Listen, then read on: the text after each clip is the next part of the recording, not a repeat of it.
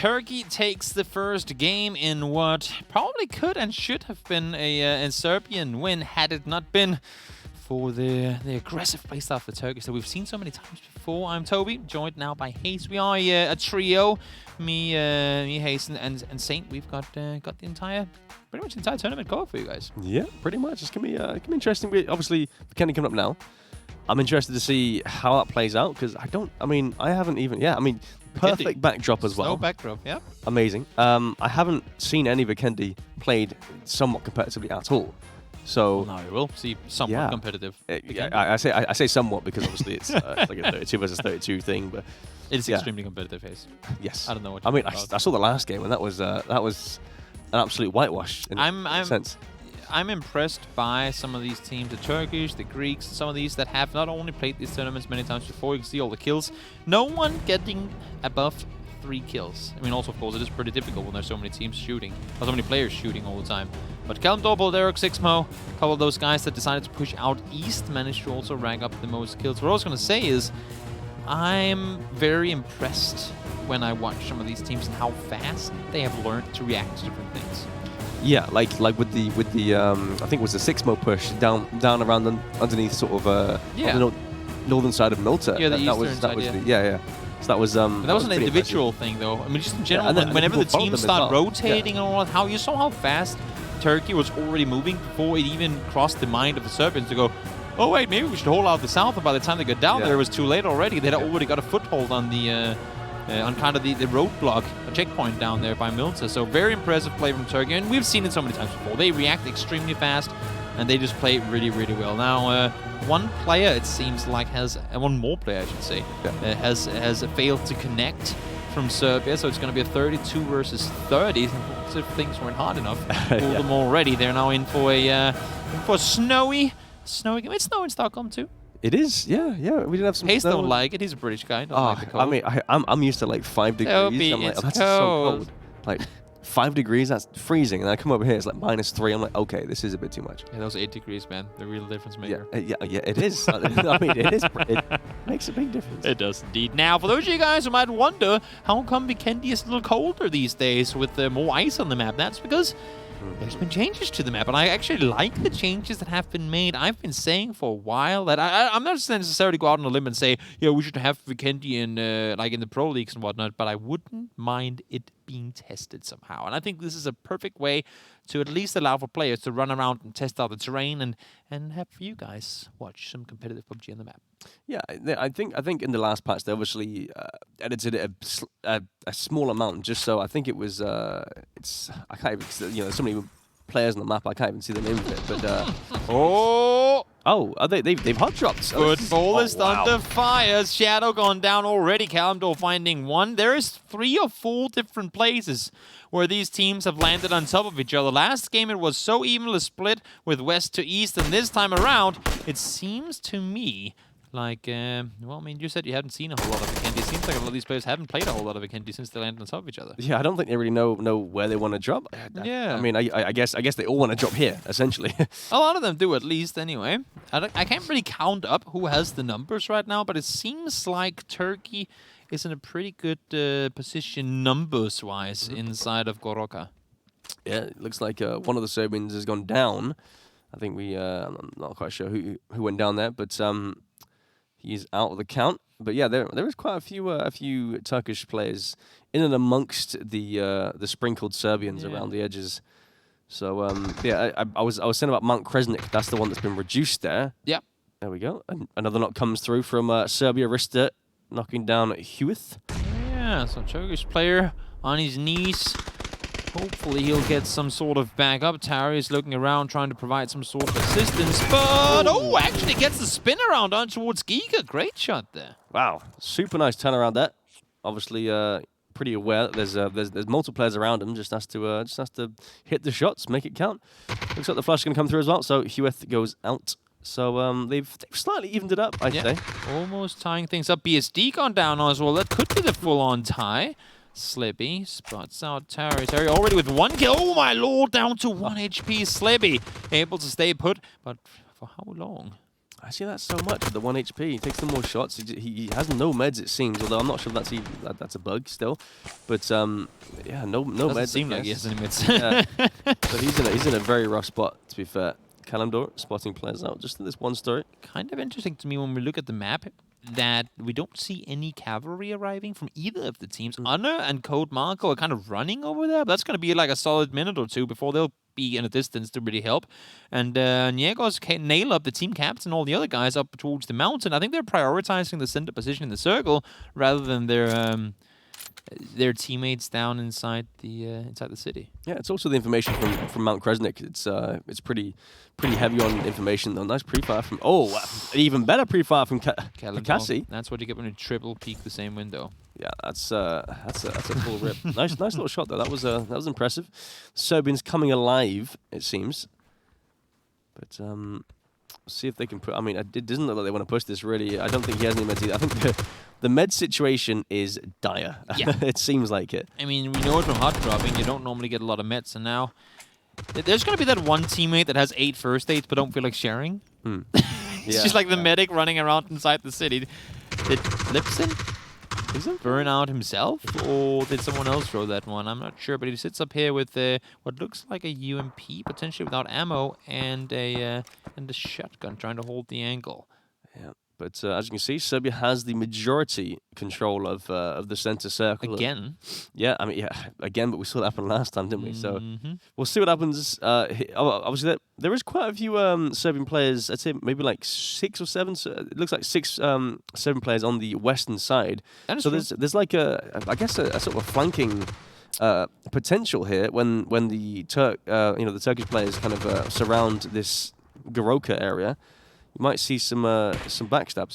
I'm a little surprised to see also we don't see a lot of the teams playing around each other. I mean, for example, you see all the footballist players play around each other, the Fenerbahce players playing together. Oh, Mangelli, that's a nice time. And he's about to peek. The door gets open. He gets confused for a second, and Lipson stays alive. And now the fight commences once more inside the city. Terry gone down. Genso knocked as well. Slippy Cirque gone down too. All of a sudden, things are looking a little better for Serbia. I like the little 360s. Yeah, he's just trying to dodge the bullets. I mean, it's not going to do much, is it?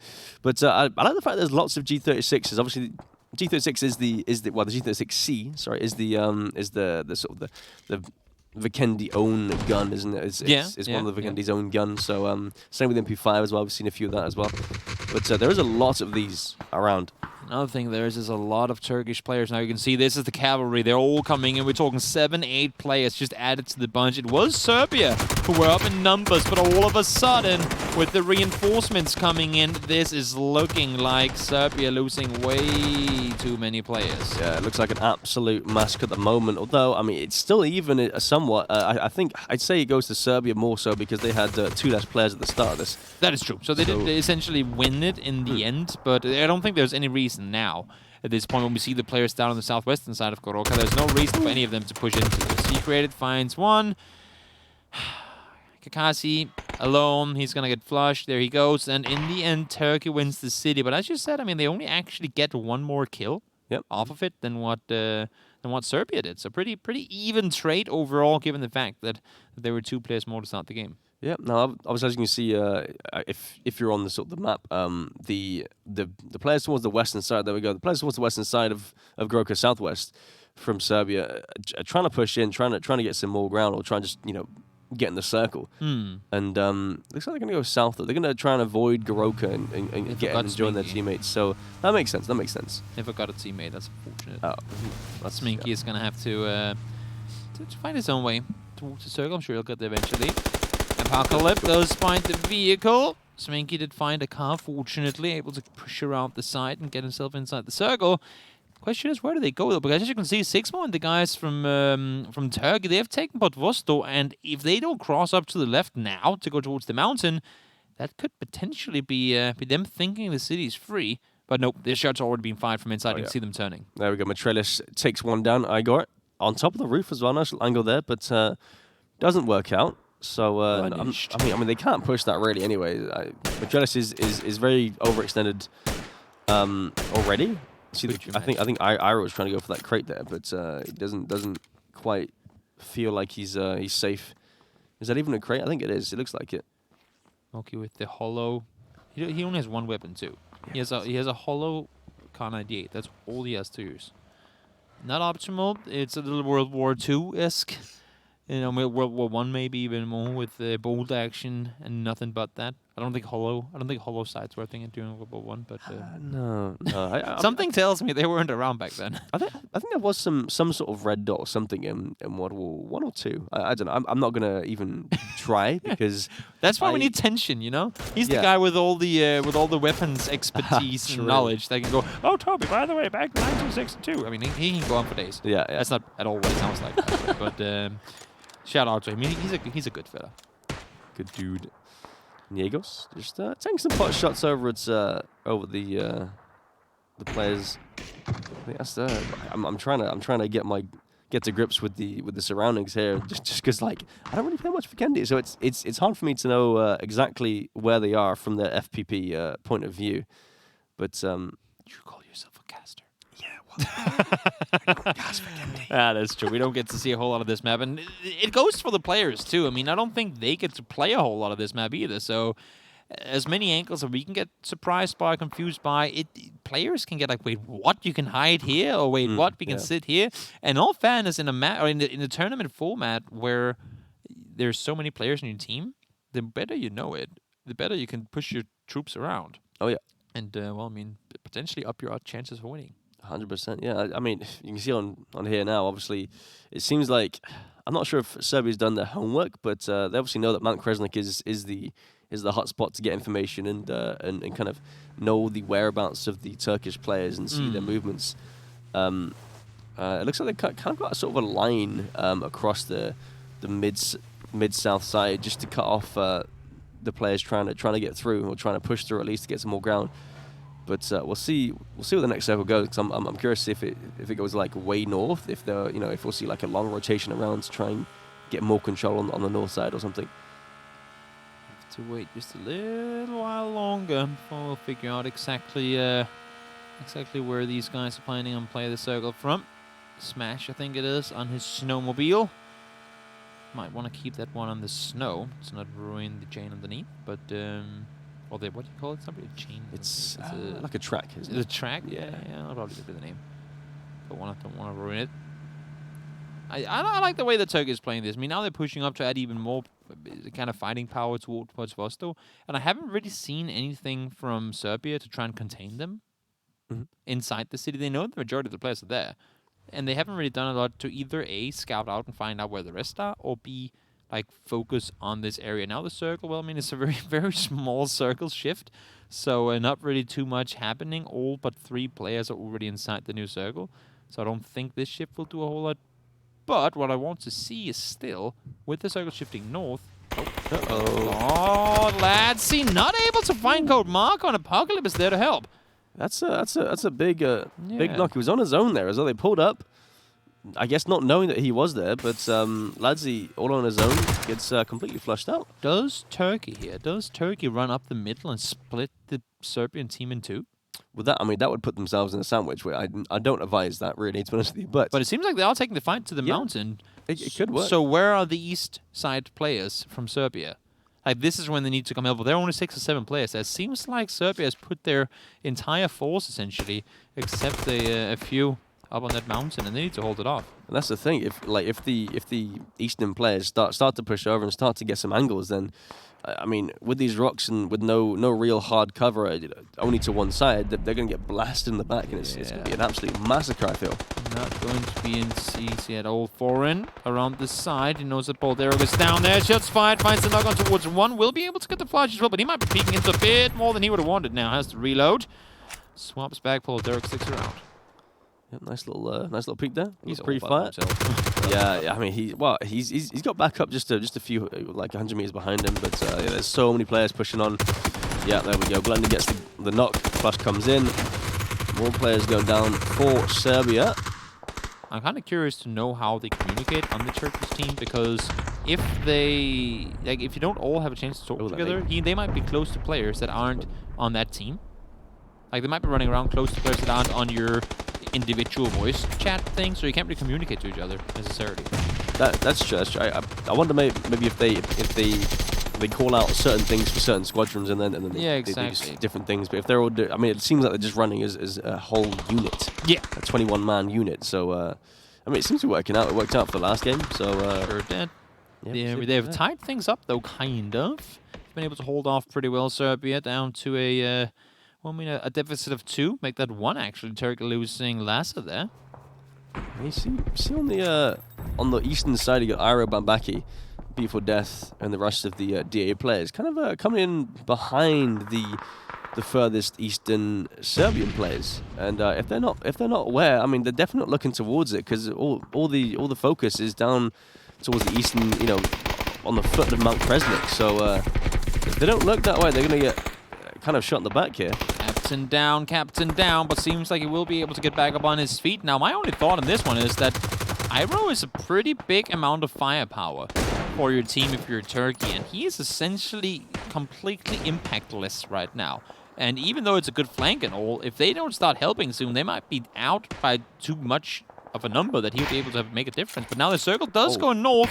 This is the question. Does Turkey stick around, or do they try to disengage now? I mean, they kind of have to. I don't think there's any way they can disengage now unless something crazy happens. But so this is the stand. This is the fight. Yeah, this is the fight that will probably end the game. I feel. Either way it goes, I'm not really sure. But this is the fight. Oh, not able to hit that one. Swaps over to the A. Oh, should be able to get a knock or something. There are 4 people in one vehicle. That would be a nice vehicle blow up there if you could find it. But unfortunately, not able to do any damage at all, actually. No, didn't hit 1 bullet. But, I mean, hit the car, so they can't use that anymore, I imagine. Uh-oh, here we go. A lot of Turkish players around him. Only 1 player as a Serbian. And there we go. The trade comes in. Ooh, that would have been a good one, too. Unfortunately, not the case. Gets taken down by Ruling. And the Turkish players prevail, but that's always scary. 4 players in 1 car, that's 4 players gone out. And you talked about not wanting to disengage. Look at the map right now. They managed to make it away and kind of reset the playing field here. And despite them losing some players, you can see Mithrain and Navik, they're somewhat by themselves. They kind of forgot their team captain. Yeah, I also feel like Turkey's realized that this circle can possibly cross over the other side. Yep. So they're trying to get all the sort of the bridge control, so that when it does, if it possibly does, they'll it'll be an absolute massacre as Serbia tries to come across. And that's exactly what we talked about. Play it smart, play it for the terrain, play it for the win, not just full on YOLO into those fights that can get you killed. Simki, fall down to low HP as 2 first, and he needs some help from teammates, and you can see they are coming down now to help 1v3 right now, but teammates are engaging. Yeah, looks like Mithrain, Polideric, and Co. all trying to push up. I mean, there's only 4 of them with a whole load of Serbians in front of them. So I think these guys are going to try and just do as much damage as they can and pick up as many players as they can before they eventually go down. I mean, they've dragged over half of the Serbian team towards that little corner. I mean, they're actually outside the circle, and it's allowing for the rest of the Turkish players to spread out, take control, and should this next circle, as you said, hey, should this next circle go east, they're going to have all the room in the world. Again. Oh, it's going to be too high up, I think. Oh, no. Never mind. Dogs goes down. Yep. Rare is knocked there. And, no, doesn't quite get it. Okay, so, I mean, he got the nade, but then pushed up too far, and that was the end of that. Yeah. Too many steps. yeah, exactly. Just too far. So despite losing their front up here, I mean, Broderick is still alive. Oh, is Broderick denying points now? I know he just wanted to jump down.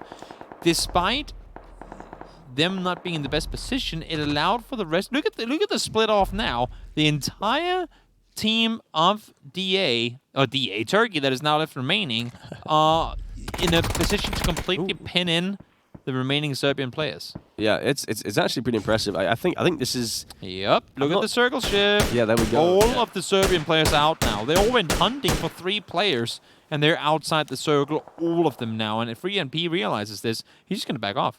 Yeah, and this is the chess game that we were talking about. I think just yesterday we were talking about this. This being some sort of chess game, and here it is. They've played it correctly. They've had people, players like Polideric on the southern side distract them so much to the point where now, look at the control. No Serbian player is inside the circle. And now it makes sense, guys. For those of you guys who've been watching movies and go, why did they have to sacrifice the hero? You know what?